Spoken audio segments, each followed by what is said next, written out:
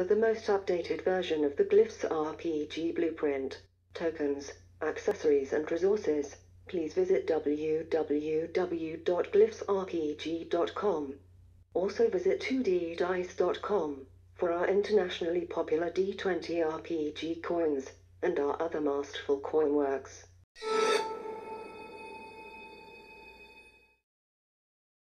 Chapter 11, which deals with polarities. Now, this is a very important chapter because there's three main components that I want to go over with you that I feel, quite honestly, is one of the most important chapters in the book. As a player and as an architect. As a player, you're going to understand not only how alignments, or shall I say polarities, function, but also how to instill sort of an artificial intelligence in your NPCs, and also hold players accountable to role-playing their characters in a good manner through the karma system. So, three main things we're going to go over right now. First is the karma system, which basically is a rewards and consequence system designed specifically as players who aren't doing so well, who aren't playing their characters properly, and so forth. Okay. Then we're going to get into the specific alignment spectrum, the polarity spectrum. Okay. And finally, we're going to go over behaviors, which have a lot of elemental qualities to them and help architects flesh out their NPCs a little bit better. So let's get started. So first, let's see here. Let's talk about polarities and karma. So what is a polarity? Well, a polarity is basically another way of saying alignment, okay? So it's simply an expression of a being's moral compass and how it aligns with its deeds. So they define how a being is likely to behave in a specific context and also include its personal motivations for such behavior. So each polarity classification will have a certain natural set of behavioral tendencies as well as those that are restricted for that particular polarity. Okay, and that builds into the whole karmic piece here we're going to talk about. Okay, so throughout its life, character or monster is bound to the karmic nature of reality, okay, through its polarity. Okay, so when you have a character that performs a deed that perfectly aligns with its polarity, so in other words, it acts within its alignment, does what it's supposed to do based on the character they're playing, then that character should be rewarded, and it's done through a positive karmic outcome, or one karmic point, I guess you could say. Okay, any action that goes against what is normally characterized for that polarity, on the other hand, is rewarded, or shall I say, not rewarded, penalized with a negative karmic outcome. So a negative karmic point, I guess you could say. Okay, so the point being with karma and polarities, as a mediator through the bargaining and punishment system, and they get to selectively enforce which actions merit a karmic outcome. So good or bad, they get to decide who gets a karmic point and for what reason. But honestly, it should be a very good reason, and it should only be done to reward really good role playing or penalize somebody who's really just being stupid and not role playing their character properly and acting outside of their polarity, doing something really off the wall. So that's what it's for. It's a double-edged sword, I guess you could say. So the way we award karma in Glyphs is very simple. A karmic, if you have an architect that wants to reward or penalize, they're done through points. On the very first page of your character booklet, it's right there. There's a section for you to write them down. So a karmic point is only applicable to one karmic outcome. So that point is expended. Okay, so once the architect enforces a karmic outcome, the point is reduced by 1, and once the total karmic score is 0, then you could consider karma to be fulfilled. Okay, so let's take a look real quick at the karmic scale and how the polarities fit in as far as Glyphs is concerned. So in Glyphs, we look at the scale into two opposing spectrums, okay, balanced to the center by neutrality. So on the right, you have the agreeable spectrum, which is agreeable, judicious, and virtuous. So 3 extremes of good. And on the left hand, you have disagreeable, wicked, and nefarious. Those are the 3 extremes of evil. And like I said, in the dead center, you have neutrality. Now, they're arranged that way for a reason, as we're going to get into here shortly when it comes to karmic points. Now, karmic outcomes, as you'll see here on page 204, they can literally manifest during any situation or point in time that the architect deems appropriate. Okay, so in the middle of combat, when you're in the middle of doing a really tedious skill or simply going about your daily life, in your character's life, karma can strike at any moment. That's what we want to enforce here. Okay, now on the first page of your character booklet, you'll see a section that's got a plus or minus. Simply notate your karmic points there.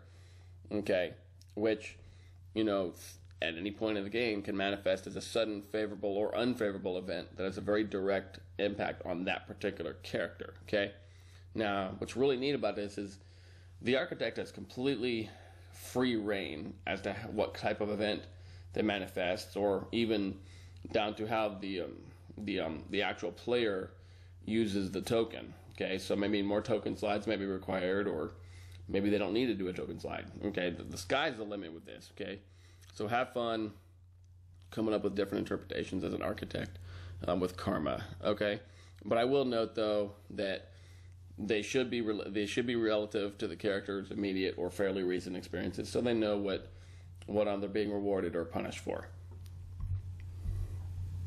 Okay, so page 205, we got the 2 different types of karmic outcomes. So positive karmic outcomes, okay, basically they reward the character that is with a positive karma score. So they get 1 karmic point if basically they act within their polarity and they basically do what they're supposed to do. Now, that does not mean that every time they're just role-playing their character, they should automatically get a point for everything. That's not what that means. This is done basically to reward good, really good over-the-top role-playing that really lines up with their polarity. So, in this example, we have so the way it's awarded for positive outcomes are based on neutrality. So, in this example, the polarity score is equivalent, the positive karmic outcome score is equivalent to the numerical distance between the character's own polarity and neutrality.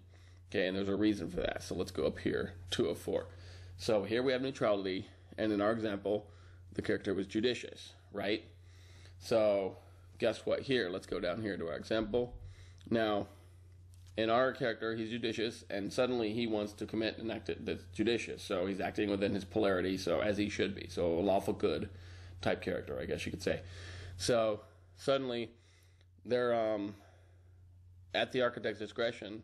If they really feel they've earned it, they can get a score of up to +2 for positive karmic outcomes. Now, why is that? So here we have neutrality, and guess what? 1, 2. Judicious is number 2 removed from neutrality.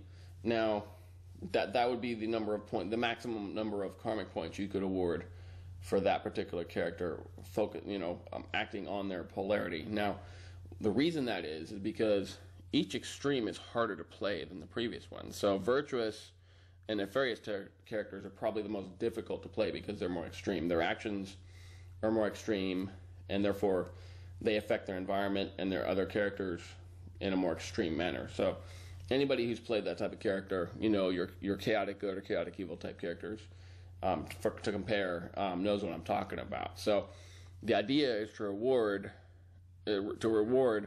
people for playing their characters as they should, and the more extreme polarity, like I said, is generally harder to play. So that's the reason why that scoring system is based that way. Now, if you look here at negative karmic outcomes, okay, they seek to basically punish a character that with a negative karma score. Okay, so if an architect deems that they act outside of their polarity and they deserve to get punished at some point, okay, then they receive a negative karma point. Okay, now that score is equivalent to the numerical distance between the character's polarity and the action associated with a specific polarity. So it's a little bit different than positive scores. So in this example, let's say the character is disagreeable, so a bad guy, but they suddenly decide on a whim that they want to do something that's virtuous. So pretty extreme change of heart for whatever reason. Okay, now free will lets you do that. Okay, the architect should never impose on somebody's free will. That's just a way to piss your player off. So don't do that. Instead, this basically imposes a penalty that at some point, in this case, this guy's going to get a negative karma score of 4 points. So, and the reason is we have disagreeable and virtuous here. So guess what? You have 1, 2, 3, 4 spaces removed from each other. That's how we're calculating the different points, because you're saying you're a bad guy and suddenly you're becoming a saint for whatever reason. Okay, now the reason you're being punished is because that's way out of character for that type of being that you're supposed to be playing. So it's basically, I guess you could liken it to the character's own unconscious mind attracting negative circumstances to it. Or if you're in a very deity-driven campaign, then I guess you can make it to where the deity is imposing karma. But I prefer the unconscious mind and unconscious circumstances that are attracted to the character. That's what I run with. That's what I scripted this particular module for in Glyphs. So that's the way I look at it. I mean, it's up to you. It's every campaign's different. So that's pretty much it. Pretty straightforward. Just take a look at page 205 as to how we determine those. Now, I will say this. Be very, very sparing on when you award positive or negative karma points, because their impacts on the game are very powerful. Okay, game changing, quite literally. Okay, so should you as the architect decide to implement karmic outcomes in the adventure, okay, the character's karma score is referenced. Okay, so like, okay, the numerical value on the karmic score represents the total amount of positive or negative karmic outcomes that the architect can implement for or against the character at any given time in the game. Okay, personally, during an adventure session, I don't like people to use all their karma points, or I don't use them against them at any one time. I like to spread it out over time, over multiple sessions, and let them simmer a little bit. So I always have something hanging over their heads that I can throw out at any given moment. Or a lot of times, I've noticed that if they have karma points accumulated, they'll usually come to me trying to bargain with me to help save their character in some way. So those are different things that you could do here. So the numerical value represents the total amount of positive and negative outcomes, like I said, that we've talked about. Okay, so once a karmic outcome manifests, 1 point is subtracted from the character's total positive or negative karma points. So it depends on what applies to your situation. Okay, now some examples of karmic outcomes that you can do, okay, include spell failure, the need to make an additional token slide, or like I said earlier on, not having to make a slide at all to execute your action, okay, or the sudden appearance of a healing item at just the right time, or that special weapon that came out of nowhere, things like that normally go against or completely break the game's rules or logic. Those things can happen. Okay, I have one example that I've used a couple times to save people from death. Whereas one of my player characters in my game, he literally got mauled by a dire bear. Okay, but because he had a karma point and he bargained with me, I decided to let him use it. That saved his life, to where him being mauled to death by the dire bear didn't actually happen. It basically happened in his imagination. So again, those are things that you can do to implement karma for better or for worse. Okay, so use them as bargaining tools, or use them as tools to basically season things up against players who have negative karma scores. It can certainly make things really interesting. Okay, so that's all I got to say about that. Pretty neat stuff here that you can use. Like I said, use them very sparingly. Use them as tools or enhancers, but I would leave it at that. Okay, so the idea, ultimately, what we're doing here is trying to reward and people playing their characters as they're meant to play. So now let's take a look at the specific polarities that we recognize here in Glyphs. Okay, the 7 polarities. Okay, this is the whole spectrum here. So first we have virtuous, or triple plus, judicious, or double plus on your token. Agreeable is plus, neutrality is X, okay, dead center. Okay, disagreeable is negative, wicked is double negative, nefarious is triple negative. So basically you have 3 extremes of good, 3 extremes of evil, and neutrality in the dead center. That's what this looks like here, okay?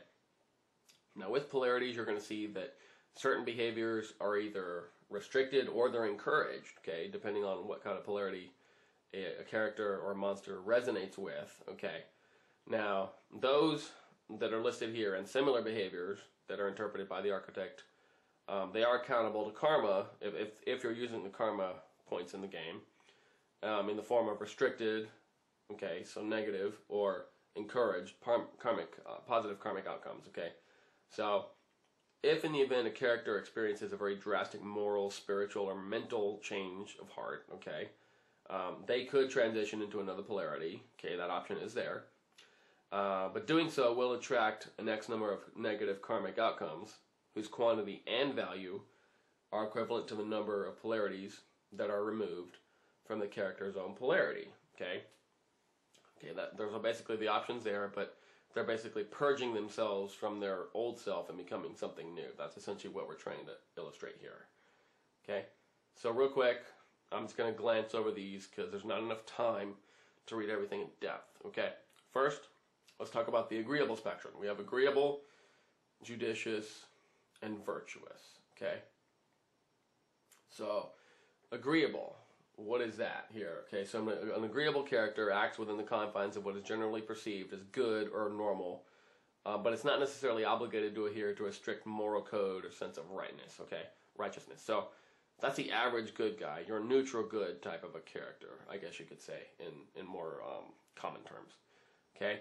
So, you'll see here, each of these has a description here of what they do. Okay, here's a quick quote that summarizes how they think. Okay, so an agreeable person, you know, they'll often say, I'll see what I can do. I'll see what I can do to help you. I'll see what I can do about it. You know, very average person, right? Okay, then you'll see psychological traits that are attributed to the polarity. So here, an agreeable person can be seen as altruistic or cooperative, okay? Now, restricted behaviors, okay? So for an agreeable character, some behaviors that are restricted here, and again, architect can add to these if they want, of course. This doesn't cover everything, but this just gives you an idea. Okay, so restricted behaviors, okay, so the following and similar. So killing or harming beings within the agreeable polarity spectrum, except in cases of self-defense. Theft against beings within the agreeable polarity spectrum, okay. Rape, torture, extortion, fraud, or destruction of property of beings within the agreeable polarity spectrum, okay. So those really vile behaviors are restricted to this type of character. Now, behavior that's encouraged, okay, and by encouraged meaning it might earn you some good karma points, is simply doing the right thing if the situation truly calls for it. So that's an example of what the agreeable polarity looks like. Now, like I said, take your time and read the book, like I always say, and get familiar with each of them. And I just wanted to show you here how they're broken down. Okay, so next we have judicious, okay, your lawful good type of character, your leader, your enforcer, your follower for that matter, somebody who wants to make sure that you're following the rules and doing the right thing, but not because he feels it's right, but because it's what the law says and what the rules say. So, encourage behaviors, you know, somebody who upholds the law of the land or their own moral code, okay, they're very big sometimes into crime prevention or punishment. So that's the type of character that would be, okay? Next, on the most extreme on the agreeable spectrum, so somebody who believes that God's word trumps everybody's law. So somebody extremely devoted, extremely self-righteous, okay, that type of a character, okay? Your extreme vigilante in some cases, okay? So, encourage behaviors for that character. So, charity, somebody who preaches a lot, somebody who rescues other characters and NPCs, puts himself above, puts people's needs before their own. Chivalry, you know, that type of a character would be considered virtuous, okay? Then we have neutrality, neutral or neutrality, okay? Dead center of the spectrum, okay? That character or entity, basically, as far as they're concerned, the right to exist and to function is the only rule they have to follow, okay? They're not interested in anything else except self-preservation and doing their own thing. All right. So pretty straightforward neutrality. Now, as you'll see here, self-preservation here is the only encouraged behavior.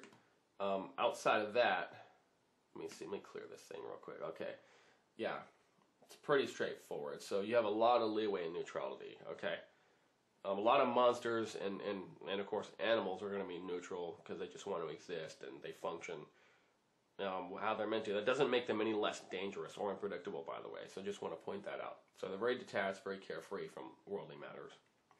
Okay, now we're going to get into the disagreeable spectrum. Okay, the bad guys. All right. So obviously you have disagreeable. Okay, so somebody more of a neutral evil type of a character. So this is somebody who doesn't necessarily believe in good or evil, but opportunity. So you're very staunch, opportunist, very sneaky, backstabby type character. They're out for themselves and nobody else. So very selfish, manipulative, very unpredictable. Okay.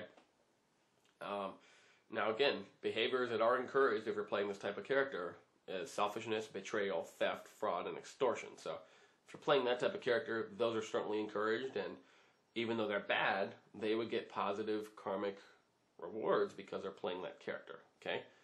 Next we have wicked. Okay. So the ultimate control freak. Okay, is essentially what this is. So power corrupts. Okay. Absolute power corrupts absolutely. That's the mindset of this type of a person. Okay. So lawful evil is another way to look at it. Okay. So somebody who's sociopathic, domineering, very zealous in their actions. Okay. Got your wicked type of a character. Now, behaviors that we encourage, of course, are murder, conquest, rape, torture, betrayal, theft, fraud, extortion. Okay. Now, they believe in achieving the greater levels of power and, of course, manipulation and control. So those are the types of things that are attributed to a wicked type of a being. Okay. Finally, the most extreme form of evil, okay, nefarious, okay, or in some systems, like I should say, chaotic evil, okay. I say that a lot because most people nefarious, okay, the most extreme form of evil, okay, so which is a triple minus, okay. Now, this is somebody that doesn't believe there's a method to the madness. They are what they are. They're completely insane. They're bad, and there's no rhyme or reason why. That's just what they are, okay. So, typical psychological traits you might see with these types of people or creatures, they're very psychopathic, very uncontrollable. Now, encouraged behaviors, and again, if you're playing this type of character, you're encouraged to murder, rape, torture, spread chaos, selfishness, betrayal, theft, fraud, extortion, and any related abhorrent actions. And there doesn't have to be a reason why. That's the type of character you're playing. Now, again, because that's a very extreme polarity, there's a lot more risk in playing that, but also a lot more reward if you're playing it right. Now, real quick here before we get into the next segment, let me just random polarities. Now, to generate a random polarity, okay, very simple. It's already done for you on the polarity glyphs. Okay, simply spin or flip your token, and right here you'll see the different symbols here, the polarity glyphs, which represent these guys here. I've already shown you here. So simply spin the token. Whatever's the most upright or centered polarity glyph is your random polarity. It's right here. So again, be familiar with the spectrum, and it should make things a lot quicker. Now let's talk about the next segment here. Okay, so we have a pretty good understanding now on how karma functions in glyphs, and we've also taken a pretty good look at the individual polarity spectrum. Okay, so now one final segment that we need to note here in the polarities chapter, starts on page 211. We're going to talk about personalities and behavior profiles, which is another layer of depth we can add to characters and NPCs especially. Okay, so while polarities, they are more concerned with moral grounds that somebody's governed by. Okay, personalities are different because they're essentially manifestations of a character's tendencies in an emotional, analytical, or social circumstance. So personalities are interpreted with the token's element glyphs. Okay, so personalities are very elemental in nature, so that's how we use those glyphs. Okay, so they're going to correspond to fire or earth. Okay, fire, water, and of course air. Okay, so one important note about personalities. Okay, dominant personality traits, by default, they're going to go to positive or negative polarity range based on the character's polarity. Okay, so your more dominant personality traits are going to manifest based on your character's polarity. But you know, in some situations, opposing polarity characteristics can also emerge. Okay, everybody's got a little good and bad in them. Okay, that's the reasoning behind that. All right, characters that are in the neutrality polarity range can manifest either positive or negative traits, but only when they're provoked or enticed, by default at a 20% likelihood. And you can change it if you want, but that's how I got it set here. Okay. So let's talk about behavior profiles. Now, what is a behavior profile? Okay. Basically, a being's behavior profile is assessed by combining the polarity ranking, so good versus evil, okay, I guess that's another way to look at it, in conjunction with their personality element, okay, so the personality traits. So we're going to look at these here shortly in detail. Now, what we're doing here is basically defining a percentage of how a certain being is likely to act or react towards is based on A, its inclination towards good or evil, as well as its individual personality traits. So we got two factors going on here is what I want to illustrate, okay? Now, furthermore, the specific polarity ranking, so you got your polarity glyphs here, sets a level of potential, okay, which these traits are expressed. Now, that's important for purposes. So, X or neutrality, okay, dominant traits have a potential, their potential, it means 20%. So, plus or minus defaults to 35% likelihood of something happening based on those traits. So possibly double plus or double minus defaults to 55% or likely, and triple minus, triple plus defaults to 75% or very likely. Now, let's talk about what I mean here shortly as we put it together. But first, let's take a look at the elemental qualities of personalities, because from this chapter going forward, you're going to start seeing more interpretations of the tokens glyphs. Okay, now chapter 11 polarities is like I said the one we're going to use it the most and going forward. Okay, so be very familiar with page 212, which talks about polarities, or which talks about the types of personalities that your NPCs are going to have. So yes, on your character booklet for PCs, okay, these are listed to help your players mold their character's personality and make it more realistic and all that. But in reality, this is very important for NPCs, because that's going to tell you not only how they're behaving based on their polarity, but by their personality. So it really flushes out a lot of details what it's intended to do.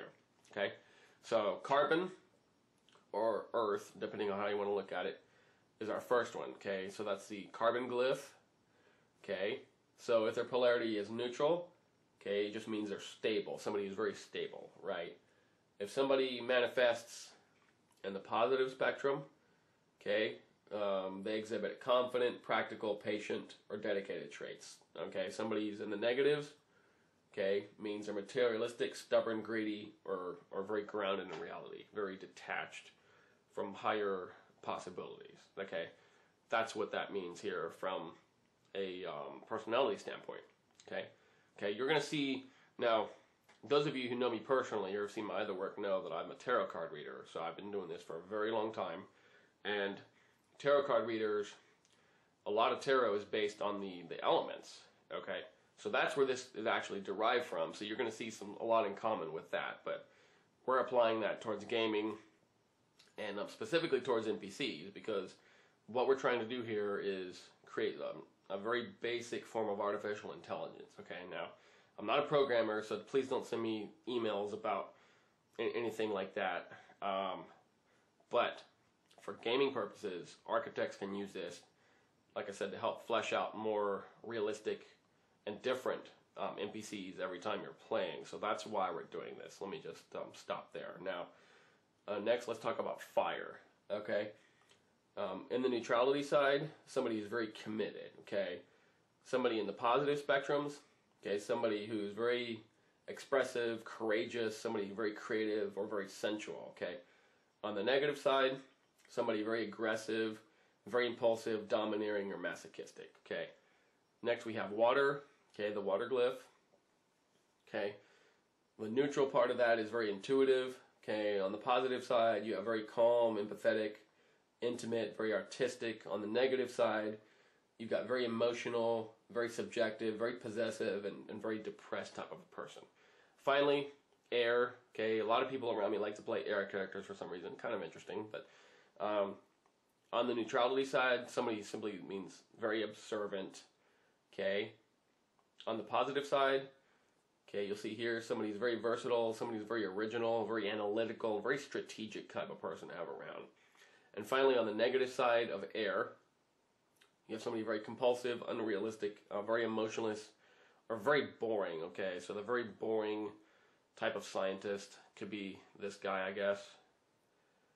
Okay, now, page 213 gives you some examples on how to put these together. Okay, like I said, you're mostly going to use these. Architects are going to use these for NPCs. Okay, so it's there.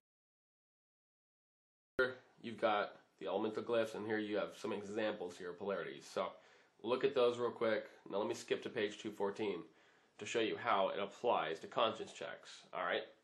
So behavior profiles, what they do, they give an architect an indication as to how an NPC is going to choose to proactively engage or react to a set of circumstances provided by other NPCs or player characters, okay? So a behavior profile establishes will and desire, and as well as potential karmic outcomes, I guess you could say. So for the sake of maintaining fluid gameplay, the architect should already have an idea of each player character's overall personality. That's why it's on your sheet, okay? However, if there's a specific set of circumstances that put a character's conscience into question, then it's the architect's responsibility to do a conscience check, okay? Now, the same applies to NPCs and monsters or entities where specific actions and reactions are determined. So, in order to perform a conscience check, very simple. Simply spin or flip the token twice against the established percentile pertaining to the respective behavior profile, okay? So, each attempt gives you a single digit that yields a percentage. So, 2 spins, let's say my token lands on 3 and 5 on the digit, so that's 35, right? Now, remember up here on page 211, we talked about behavior profiles and how likely certain outcomes are, how a certain character is going to react based on their polarities. So, that's what this means. When we're talking about percentages, that's where I got them from, okay? So that's what that means here. So, as an example above, okay, about the greedy character, let's look at that. So on page 213, okay, we're going to deal with a very greedy character, a very bad guy, okay? So his personality is carbon, or earth, okay, very material type person, and he also happens to be nefarious. So what does that mean in practical terms? So the subject is asked to lend money, okay? He's got hordes of gold stashed in a secret vault, okay? Now, at first, he declines the request, but after enough convincing from the PCs, he only agrees to do so, but at a very ridiculously high interest rate, okay? And there's also a pretty good chance he's going to want to kill the characters afterwards, okay? So, really bad guy. Now, the likelihood of him acting in that manner was 75%, so very likely, okay? So that's what this means. These are different examples of how you... That's what the percentages allude to. Okay? So, as in the example about the greedy character that we just talked about, okay, so carbon, triple negative, okay, the spins would have to yield a percentage within the 1 and 75% for the character to react in that manner. Okay, so in this case, he landed 35%, so that's how he reacted to the PCs in this example. So, otherwise, had it been higher, they would have yielded anything yielding above the 75% threshold he wouldn't have been as shrewd with his agreement. Okay, he might have actually been nicer, a little bit more cooperative, or not as insidious. So, okay, there is a little bit of fluidity here with this, but that's what we mean with percentages. Okay, they indicate likelihoods of how a character is going to behave based on their moral compass and their personality traits. Okay, so now let's move on to the next chapter, shall we?